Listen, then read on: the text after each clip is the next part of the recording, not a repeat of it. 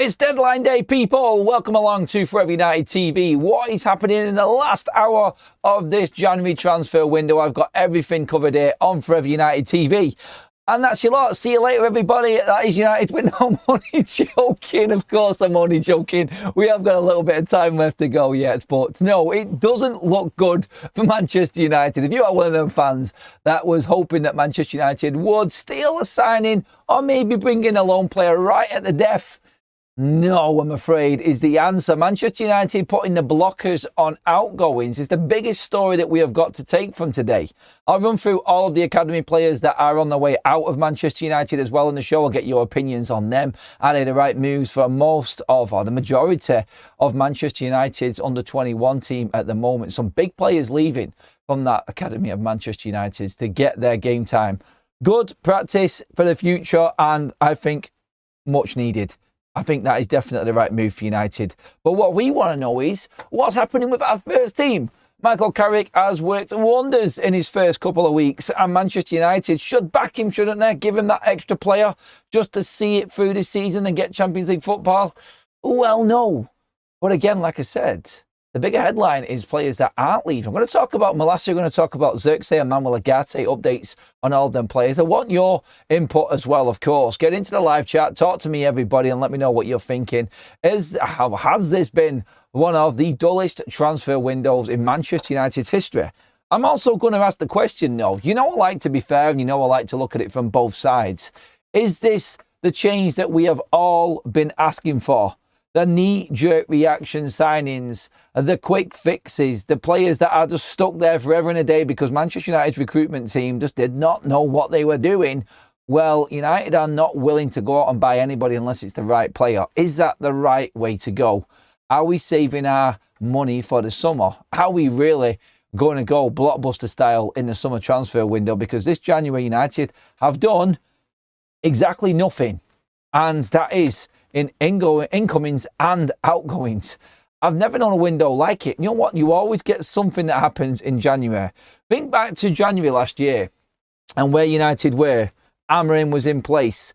Ineos were still finding their feet mid-season, having put Amorim in and not committed to Erik ten Hag. Here comes the first January transfer window and bang! Amorim ball had hit. We had the fallout with Garnacho. Marcus Rashford wanting away from Manchester United. The isolation of Manchester United's academy players. The ones thought going to be greats of this football club put on ice by the Portuguese head coach. And now, a year on, Manchester United seem to be, finally, after seeing out two more managers as an interim in Fletcher and Ruben Amorim, we now seem to be on a bit more of level ground, and we are smoothly driving down the road into Champions League territory. Could it be a lot smoother? Could we have put some rocket fuel in that car and sped our way into the Champions League? That's what a lot of people will see this January transfer window as, an opportunity for Manchester United to make their mark and actually, you know what, rubber stamp that place in the Champions League. Not happening in the incomings. But the outgoings, Tyrell Malacia is still on the headlines today. Yes, the bomb squad member. How are we talking? And that does show you exactly where this transfer window has gone. We're talking about a bomb squad member right now at Manchester United as our main headline at the end of the transfer window.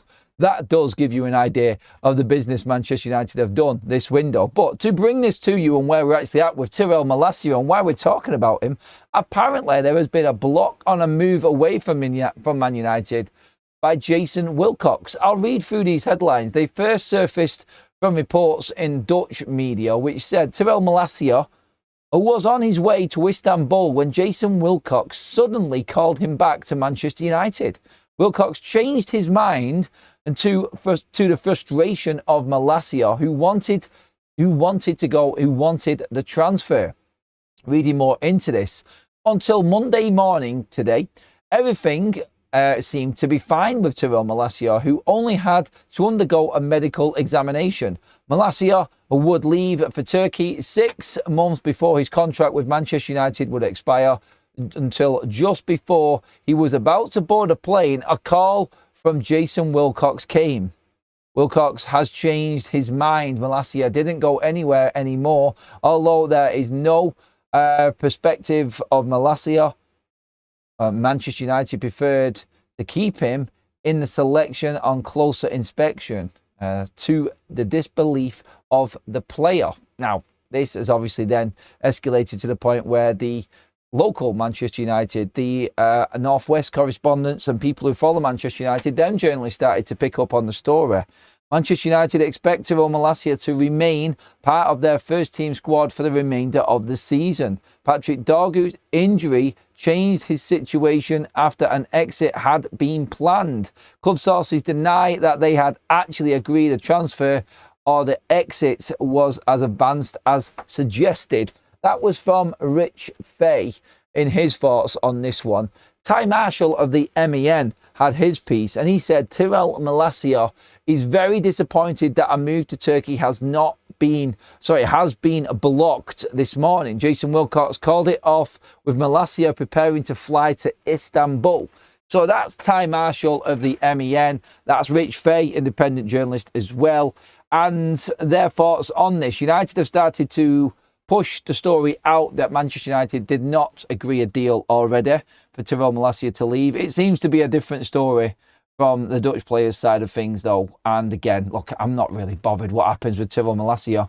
It's a nothing story, really, when you look at it. But it just goes to show United keeping hold of a bomb squad player because they got an injury to one of their first team players. You can look at this a few different ways, obviously. There we go. We're making a big deal about a player who's not going to feature for Manchester United. But then again, you could say that United could have gone out and got a replacement for Patrick Dorgu, of which probably wouldn't be as adequate, won't be of the same level as what Dorgu or the other players at Manchester United are. So what's the point?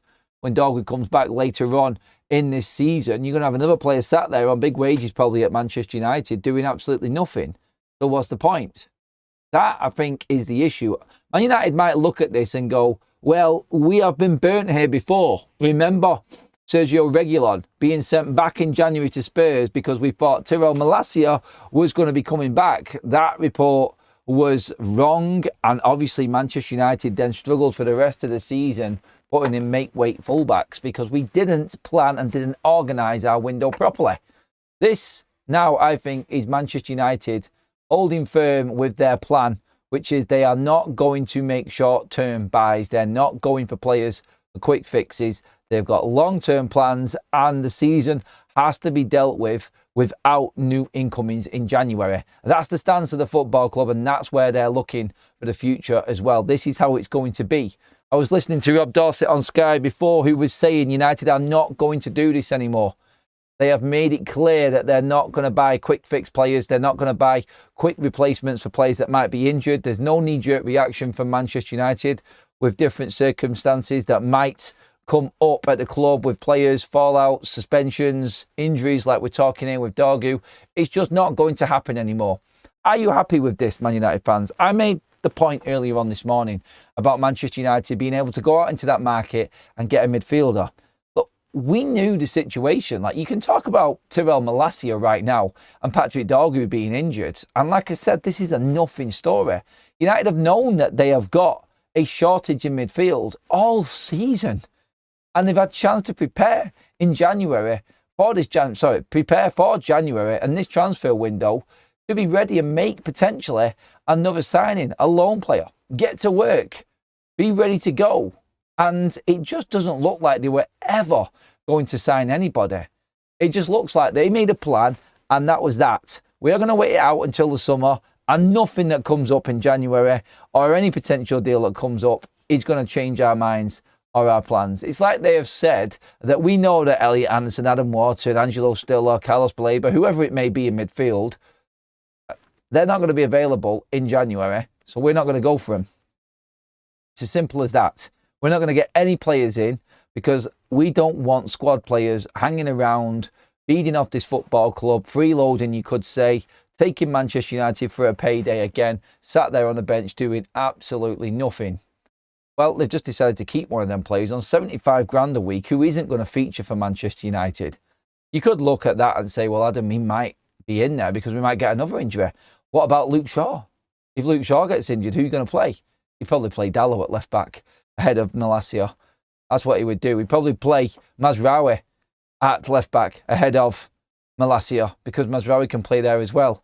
I just don't get where United are. Look, I understand we need squad depth, but I mean, the bigger picture here is what it's showing is that Man United are not going to bring anybody in. Man United are keeping everyone they've got, and they're not releasing anyone because they had plans to not buy anyone. It's like, we stick with what we've got. That's our plan. And unless one of them big names comes available now, we're not going to buy them. And that's it. Okay. It was Semenyo or nothing. That was that. But then again, everything changed when Ruben Amorim got the sack as well. And I think Ineos took that opportunity then to say, right, Carrick comes in. He's going to do exactly as he's told. We're not going to buy anyone. I do believe United's transfer tactics and their approach to this window changed as soon as Ruben Amorim was sacked by Manchester United. I think everything changed on that moment. I think United would have been looking a lot harder under Ruben Amorim's control of the team. I think that was clear because United were obviously lacking in certain areas. You wanted Zirkzee wanted out. There was uncertainty with Manuel Ugarte. Obviously, you had the Kobbie Mainoo situation. That was bubbling up as well. So I think it all changed when Ruben Amorim was fired by Man United. And from that point, I think they've just gone, well, Mainoo's back in the side now. We don't need to go out and get another midfielder. We'll go with what we've got. We've got 3. And then they end up getting rid of Toby Collier. He's gone. He could have been another option at least at Manchester United, maybe. Jack Fletcher, I don't think he's going to come in under Michael Carrick with the games we've got left. And we're left short again. We are. I think we are desperately short in that midfield. And I'm not going to go over what I said this morning. Just to summarise what I did say for anyone who wasn't listening earlier on today, is that Manchester United are one injury away from that last 15 minutes against Fulham. Casemiro off the pitch changes the game for Manchester United because Manuel Ugarte is just not good enough. United should have gone out or been prepared or readied themselves to bring in a loanee midfielder or gone out and got someone who was adequate enough. Because everyone's talking about 2 midfielders coming in. 2 midfielders in the summer. I don't get where these people are coming from. We need 2 now. And Casemiro's leaving. Ugarte will probably follow. United need 4. I've said this before. I'll take 3. But we need a lot more than what's being spoken about right now in the media. And I think people have forgotten what it's like to be competitive at United. It's all right having a Premier League season to play out.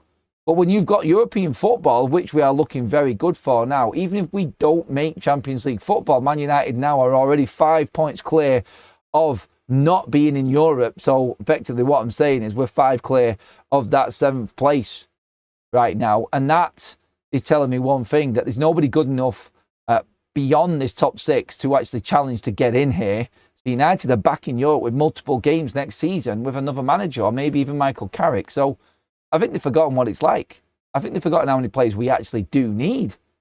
Because we're talking about getting rid of some serious first-team squad members come this summer transfer window. Casemiro already. Maguire's up in the air. Manuel Ugarte, Terrell Malacia also leaving Manchester United. Joshua Zirkzee going. Whether you rate these players or not, they're still first-team squad members. You cannot fill all of them spaces with the academy players. There has to be some absolute blockbuster of the summer coming around. Otherwise, United are going to be left short going into a busy season come the next. And that's my major concern. It would have been easier if we'd have been in the Champions League, and we could have made it easier this January by getting another player in to help Michael Carrick. But it's not going to be. I'll keep my eye on the last 13 minutes, but I doubt in the next 13 minutes we're going to get any breaking news coming through about United making a signing. It has been the dullest transfer window ever that I can remember, and this is before I was even running the channel. Like, seriously, there was some average ones, but this has been wow. And I tell you what, everyone's saying the same thing right now. Come the summer, Ineos better be springing some serious surprises on this Man United fan base, and we better be making some serious moves, because to not invest in January and save your money, and with what we know is leaving in the summer and the wages that is freeing up, it is going to be an absolute mega window. It has to be. Let's get some of your early comments on this, everybody. There hasn't been much with other clubs as well. I mean, I'm looking through the news today. Some of the biggest news you've got is Cristiano Ronaldo going on strike at Al Nassr because he doesn't feel like the state fund is paying is paying El Nassr as much as it is the other run states, the sovereign fund states teams, like Al Hilal, for instance, or Al Ittihad. That he's apparently on strike because he isn't feeling the love and there's not as much investment coming in. That is your January transfer headline. Malacia. I mean, seriously, bad window. In terms of excitement, look, some people might look at this window and get into the chat. That's where I'm coming now. You may think that this is sensible, which I can understand as well, that United aren't going out and buying crap players for the sake of needing a player. We have said this before, like, we cannot just go out and buy anybody. We need somebody in, and I think a loan was probably the right move to make. And the loan would just be to rest Casemiro when necessary, bringing somebody on for maybe 15, 20 minutes to give him that break and does not completely capitulate like we did against Fulham, like we have done before when Casemiro's come off the pitch in games. You can't play 90 minutes every single week. That was my stance earlier on. What is your stance now? Where are you at with this window, everybody? Talk to me. Get into that comment section. I'll read a couple of super chats out first. London has dropped a membership in. Thank you, mate. Love that. Robbie says, to be honest, no point in signing anyone, he says. Another one from Glenn says, we worried about Cass getting injured, but can he avoid getting 4 yellow cards in the next 8 games? Because that's a 2-game ban before game week 32. Glenn is doing some serious homework there. I like it. Stato, Glenn. Get in there, mate.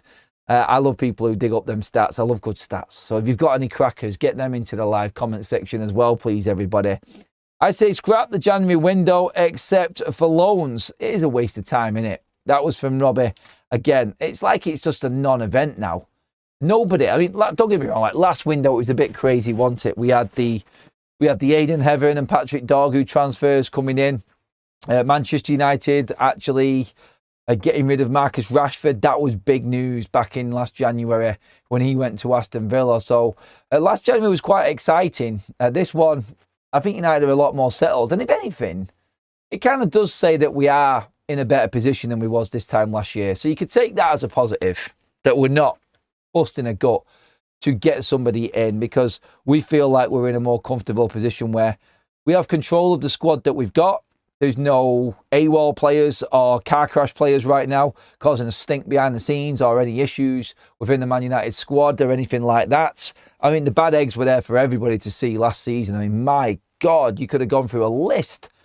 The whole bomb squad was near enough there, wasn't it? You had Malacia, you had Antony, you had Garnacho, you had Rashford. You had so many problem players in that Man United side this time last year. And now look where we are a year on. The football has only just started getting better. We can't say it's got better. We are in a better position now, but that's come over the last few weeks with Michael Carrick. But squad-wise, I think they feel like they're in control of this team. They're in control of the players right now, and everybody's fully invested in this mission to try and get Champions League football this season. So I think that's probably the stance the club will take over all of this. No need to panic. No need to go out and risk somebody we know clearly not good enough, which is pretty much all of the names that have been mentioned throughout this transfer window.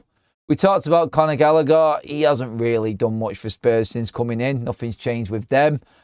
We talked about João Gomez. Wolves weren't willing to let him go. I could be sat here now and going off what I said this morning, I could be looking like the fool in saying that we need to buy someone.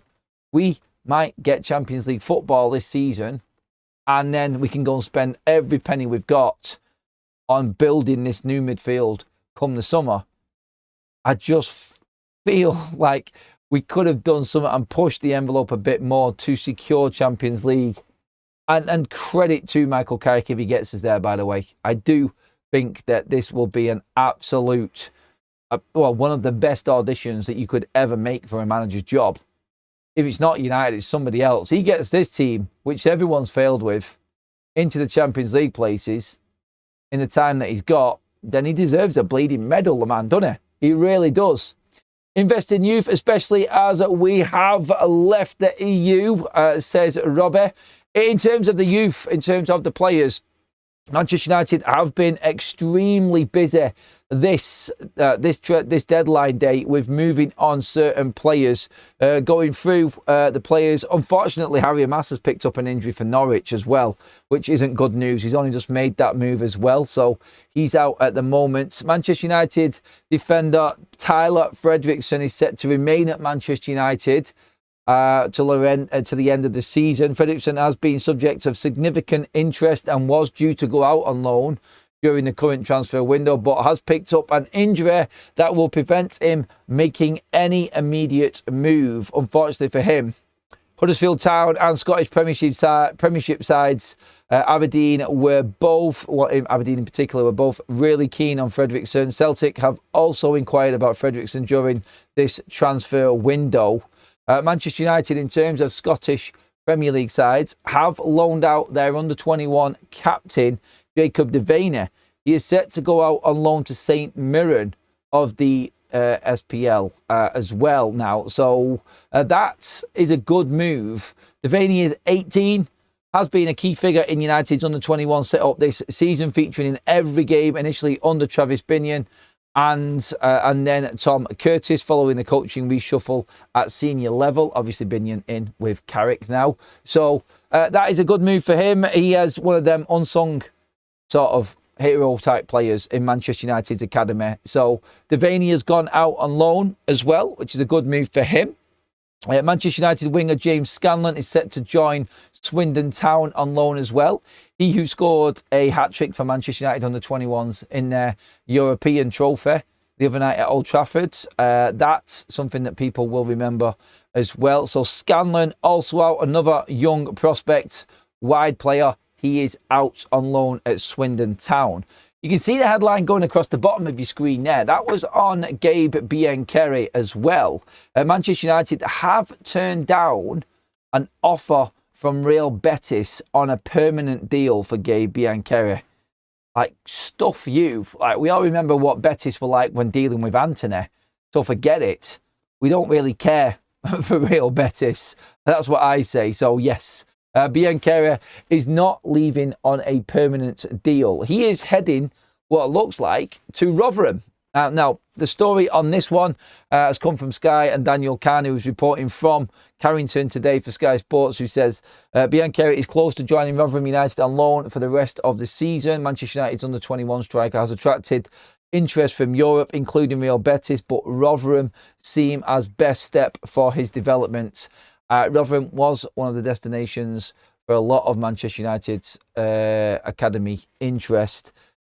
They, obviously, with oh God, forgot the bleeding name of the player now. Someone will remind me who it is who went on loan there to Rotherham before for Manchester United from the academy.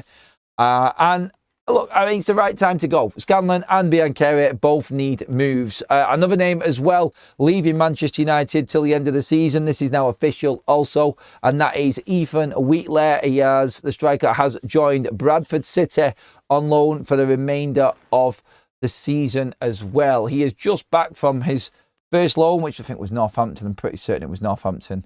Correct me if I'm wrong, anybody. But yeah, back from loan and straight back out on loan to Bradford. So Ethan Wheatley, 20-year-old striker for Manchester United's under-21s, also out. So it has been a busy day for Manchester United in terms of releasing a lot of academy players, but nothing really substantial when it comes to Manchester United's first-team squad. Xerxes has apparently now got the bug, according to reports. Has been impressed with the turnaround and the whole atmosphere around Man United being different. He now wants to stay and fight for his place in Manchester United's first-team squad for the remainder of the season, in hoping that he can get minutes. Good on you, mate, is all I'll say. Anyone who thinks that he can get into this side right now, good on you. Like, that, I think, is the right sort of attitude that we need in this squad. And if our squad players are thinking like that, then I'm all for it. The academy players were never going to get into this Man United squad with so little games. So I'm happy that we're seeing the back end of 5 academy players for this season. No more speculation of them creeping into Manchester United's first team squad. It might have been a bit too much of a jump anyway, but I think United have made some sensible moves, and I hope it works out. I hope it works out for Joshua Zirkzee. I really do. But he's gone at the end of the season. That's it. So unless he's had word from Carrick or he's spoken to Carrick, his tune has changed, his tone has changed in terms of how he sees himself at United. Beforehand, it was all about Joshua Zirkzee looking to get away. He didn't believe in what was happening under Ruben Amorim. He wasn't getting the right amount of game time. So he was looking further afield and hoping to get into the Dutch squad for the World Cup. I still don't think he's got any chance at all of making that. But look, we said it before. Patrick Dorgu's out. We're low in midfielders. If Zirkzee gets his chance, then Carrick will give him that chance.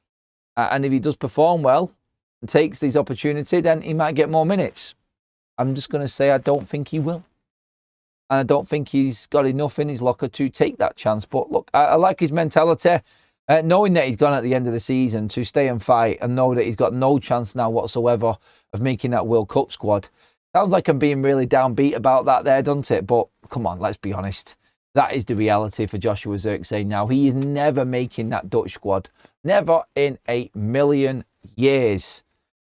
Ben Jacobs was also talking today about Manuel Ugarte. There has been interest in him, but obviously with the midfield situation as it is, if we don't rate him, or if we do or we don't rate him, it doesn't really matter. United need at least somebody in that midfield area to cover the likes of Casemiro and Kobbie Mainoo. I fear for Manchester United if we are relying on Manuel Ugarte as our only midfield replacement. That was my big shout this morning. And that's my major concern with not bringing at least somebody in with a bit of Premier League experience on loan. I just feel like United are lacking in that area. And the depth is going to kill us if we get any injuries. Or like what the comments are saying, suspensions. Suspensions for Casemiro could literally be the undoing of us this season. You just don't know what's around the corner is what I'm saying. But look, they're the main headlines from deadline day. Again, sorry. I'm not bringing you much good news, am I? The deadline window, deadline day has now shut. We are 1 minute past 7. It is all over, everybody. And I can safely say right now, just flicking through the news, that there is absolutely nothing for Manchester United to get excited about, or for us fans to get excited about anyway. Deadline day is over, and Manchester United are done for this window. It is as simple as that. Just to add a little bit more, I've just found the story now on Joshua Zirkzee, so you're all aware of everything that's been said today. Manchester United's stance was if they do nothing in the January window, then that was always their plan. So if quiet, then eyes are on the summer for the midfield revamp. United also have to be compliant with PSR this season within European football. Michael Carrick would have been happy with the squad being strengthened, but he's understood from the start that he's not the permanent manager. Carrick has held recruitment meetings. However, within those meetings, they only looked at short-term options for the midfield. Should Zirkzee have departed, they might have gone into the market for an attacker as well. If buts, maybes, and no dead certs at all. Again, Ajax tried for Manuel Ugarte. That was another story. I'm just reading through them all now again. United shut that down. Lazio and Leverkusen have shown interest. So Manuel Ugarte, Joshua Zirkzee, there's going to be a lot of attention on them in the summer transfer window. And there is a very, very good chance that they will leave Manchester United. In fact, I think it's nailed on that they are out of the football club. I'm seeing pictures of James Scanlon right now with his new shirt on. January transfer window is officially closed. I'm seeing all of them posts going out as well now. So, that is it for Manchester United. A few deals and other ones going around Europe with certain players. But overall, it was always going to be a crap window. And it goes back to that comment in the comment section there. Like, what is the point of the January transfer window? Should we just forget the January transfer window? I think there is a good shout for that. I think Manchester United have never looked to really do business in January. It's always that desperate January transfer window, isn't it? The desperate window out of the two within the year. No one ever big moves, do they? Not for United anyway. And I'm probably saying this from a United fans' point of view. There's other clubs that actually do a lot of business in January transfer windows. I mean, Liverpool have always been famous for doing business in January. Chelsea have done it before as well. Manchester City, obviously, the last two windows, they spent an absolute fortune. I think City have spent in the last two January transfer windows over 300 million, I think. Correct me if I'm wrong on that one. That's a lot. It is. Let's get into some of your comments. Please, everybody, pile in there and let me know what you're thinking of the window. Is it as you expected it to be? That's the question. I really don't get why we stopped Xerxes moving. Should have took the money while it's available. Was there money on the table, Carl, is probably the question. Was there any real offer there? Was it just a loan? United didn't see any sense in that. Maybe. Could say. If Carrick has got to the players playing a system they like, why would you bring in a different manager and have the upheaval of starting all over again, learning new manager's system? Well, no, that is a question that we are all going to be asking come the summer. I actually do believe that Carrick is already in the minds of the Manchester United hierarchy in terms of what he might actually be doing right now in convincing them that he is the right man to stay in charge of Manchester United. I do think that we are now, as Michael Carrick goes through the rest of the season, now he's not been backed, by the way. This changes things again. This changes everything because he's done well with the players. He's got the new manager bounce. We have gone through the last 3 games while this window has been open. Nothing has happened. If Michael Carrick gets this team into the Champions League with no help from Ineos, after the complete car crash that was left by Ruben Amorim, then that has to be taken into consideration. And he's got more out of these players, playing in a system that wasn't too difficult to put in place. Like, he is willing to work clearly with Ineos in this period. He's trying to put himself out there, like we've said before. And the fact that no money's been spent as well now is another feather in his cap, is to say this was a team that was languishing, that was performing to levels that just aren't acceptable at Manchester United, and he's got them back. If he gets that Champions League place now, with all of this on top of it, then he has to be in consideration. At least, we said this morning, didn't we? We was talking to fans outside Old Trafford yesterday, and nearly all of them that were speaking to us on FUTV said the same thing. Give it Michael Carrick. Why not? Was the response when talking about Carrick. And like I said, this now is looking like a perfect audition opportunity. He's got the get out of jail card. He has took over the car crash team. He has been given no backing. He is happy now, go lucky until the end of the season. No one is overly going to criticise Michael Carrick and what he does. Yes, we've set a standard now and we expect Manchester United to do this week in, week out. We've had 3 weeks worth of it. So our levels have gone up a notch, but realistically, no one expected Carrick to do anything. So he's on a win-win now. Michael Carrick isn't really going to be bothered because he's not the permanent manager. Transfers are not going to bother him. Transfers are not going to be the top of his agenda. He is a coach. And he's coming to Man United. I don't care what people say and what's been reported. Michael Carrick's coming to Man United looking to take the job full time. Anyone with any aspirations at all in management wants to manage Manchester United and be at the top. Every manager wants to be at the top. I'm not having anyone saying I'd rather just be where I am and settle for what I've got. Managers are not like that. They're not built like that. He's come in and he has highlighted the fact that he is a coach and he's happy to work with what he's got right now under the Ineos umbrella and their structure. That's Michael Carrick. He's literally trying to set himself up to take the job permanently. He's not bothered about transfers right now. He's an interim. Well, not saying interim now, but he has been made clear. It's been made clear to him that he's here to the end of the season. So I'll work along with that, and I'm going to give absolutely everything now to getting this team over the line. And then how did he say no to him? It's probably what he's thinking. He has got the best number 2 in the Premier League, proven because he's won the league with different managers already in Steve Holland. He's got his go-to man in Jonathan Woodgate.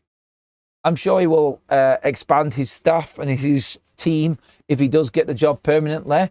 He's set himself up for the job.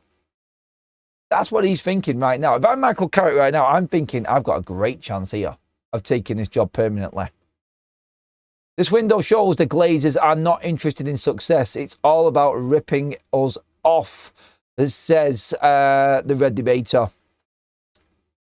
Couple of super chats in as well, and coming into your comments now as well. Where do you think Manchester United are going now with no investment this January? Can Carrick get us over the line?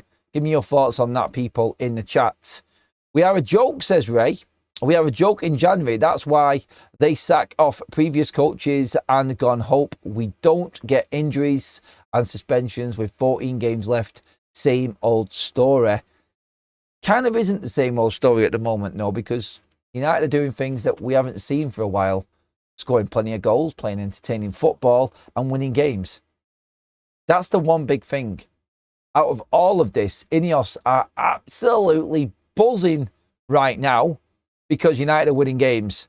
This last 2 weeks, 3 weeks of this transfer window have been an absolute dream for Ineos because Carrick's kept the focus off the transfers. Carrick has got United playing football that every single Man United fan is excited about. All the pundits are talking about it. Everybody's talking about Man United now challenging for the top 4. Nobody's talking about Manchester United bringing players in. Why? Because of what I say every single time. When Man United are winning on the pitch, no one gives a shit about anything off it. They just don't. Nobody reports it. Nobody talks about it. United are winning, so what's the problem? And Ineos, honestly, they have got the slipstream in swimming the channel towards the back end of this transfer window. They have. And they have got a right toe into deadline day. They've got away with it big time. And, I'll say this.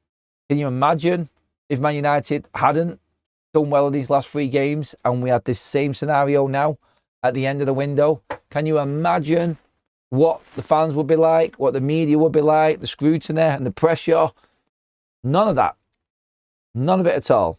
Because we're 4th, we're winning, and it's, I feel a big get out of jail card. A big get out of jail card for Manchester United.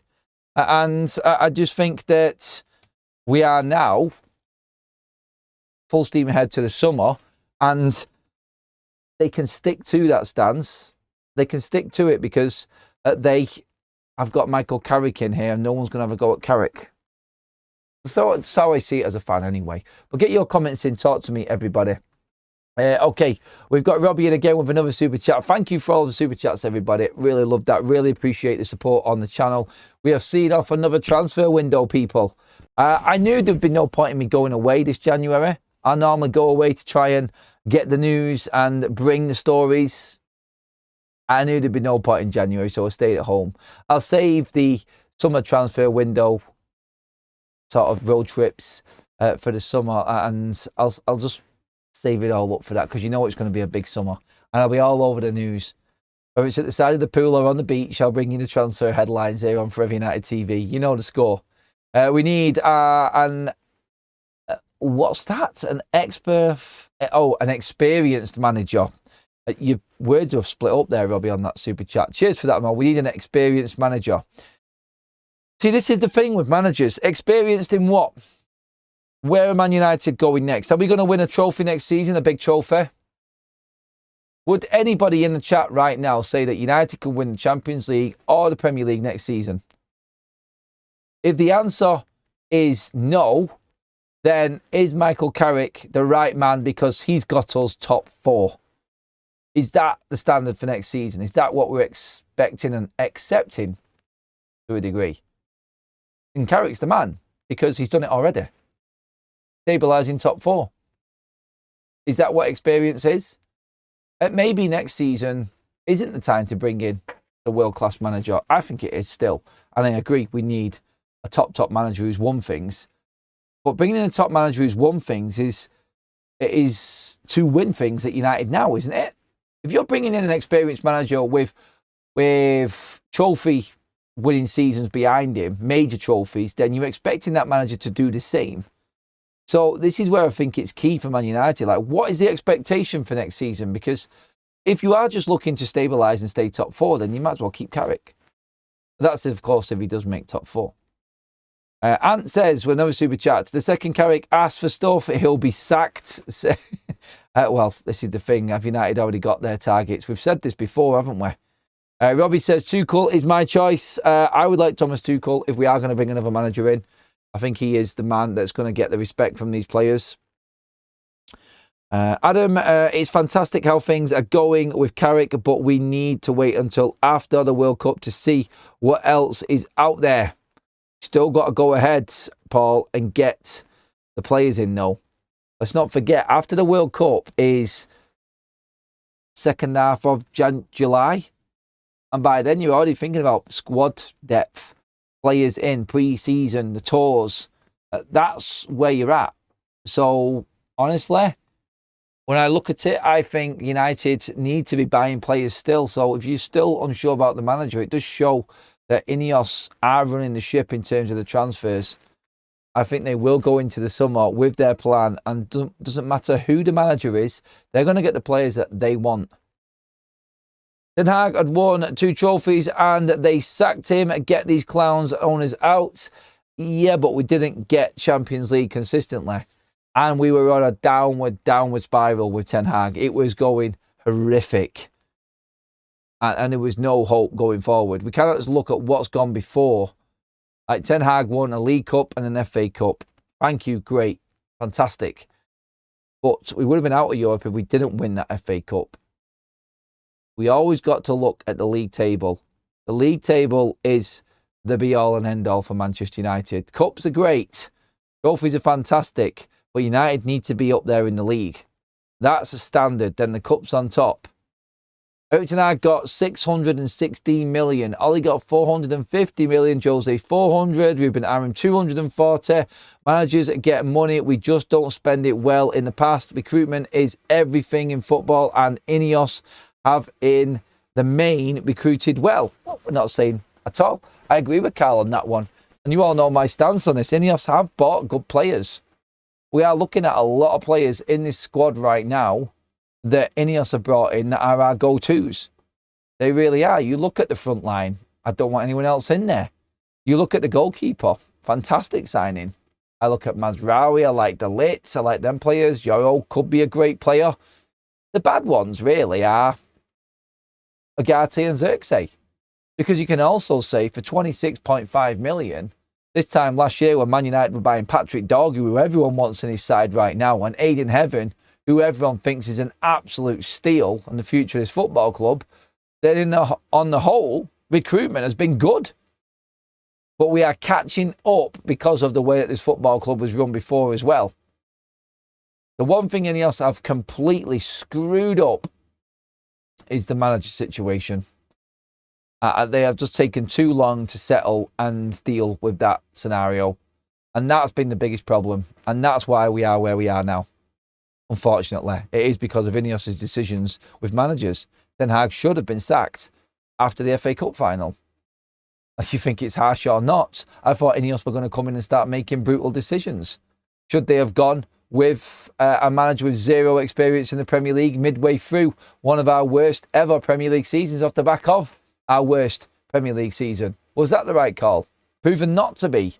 So they are to blame for a lot of what we're in right now. But the main cause are the Glazers. And the fan base see Ineos as giving the Glazers a half a chance to survive at this football club. And that's something they will never forgive. The only way United fans and this ownership continue is if United are winning football matches. That's it. Even the prices of tickets won't be brought up as much if United are winning football matches. It should be, because it's a bleeding joke, the ticket system and the pricing at Manchester United. Another thing, actually, that Ineos did screw up in going in on the tickets and fans and the pricing so quickly. It didn't need to happen so quickly. It didn't. Anyway, they were two biggest things that I have got gripes with Ineos about.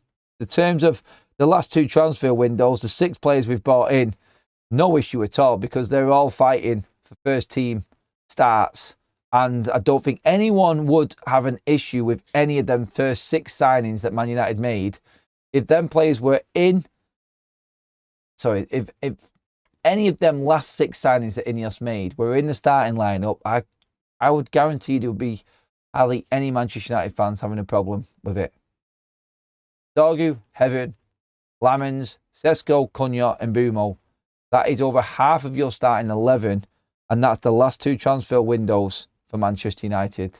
The last year's worth of recruitment.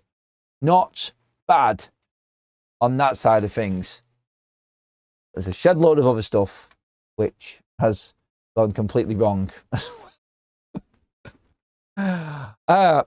Honest Tiger, fantastic, 26 months, a member of FUTV. Hi Adam, did you see the protest yesterday? I think it's a waste of time. We've been doing this for years and it's not got us anywhere.